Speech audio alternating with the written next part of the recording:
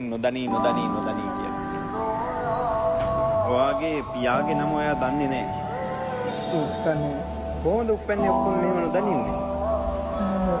මං සාමාන්‍ය පෙළ විභාගිලියක් ගාව මට උප්පැන්නේ ඕන වෙන්නේ. කලිනුත් උප්පැන්නේ ඕන වුණා තරඟ වලට යද්දි. ඒවට මට යන්න ඉස්කෝලෙන් යන්න දෙන්නේ නැහැ. කලාප තරඟ වලට යන්න වෙන්නේ නැහැ උප්පැන්නේ නැති හින්දා. මං තරේ ගණන් ගත්තේ නැහැ ඒක. ඒක දවසක් කොහොමද සාමාන්‍ය පෙළ ලියන්න සති දෙකක් විතර කියලා ඇප්ලිකේෂන් එක යවුවා. ඒකට පස්සේ ඒක අපව ආවා. මේක උප්පැන්නේ නෙමෙයි මෙහෙමයි කියලා. ඊට පස්සේ මම පොඩ්ඩක් බැලුවා මොකද්ද කියලා. ඒක ඉස්කෝලෙන් කිව්වා මේ උප්පැන්නේ නෙමෙයි වෙන එකක් කියලා. උප්පැන්නේ ප්‍රකාශය කියලා එකක් කියලා. ඊට පස්සේ මම ඉස්කෝලේ අහගත්තා කොහොමද මේක කරගන්නේ කවුරු කිව්වේ නැහැ. අම්මයි තාත්තයිත් නෑ ඒක කරගන්න. වෙන කට්ටිය නම් හදලා දෙනවා.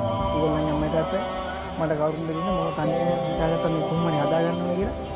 නැති එක අවදාපේ කියලා උඩක් දේවල් කියලා පැන්නා.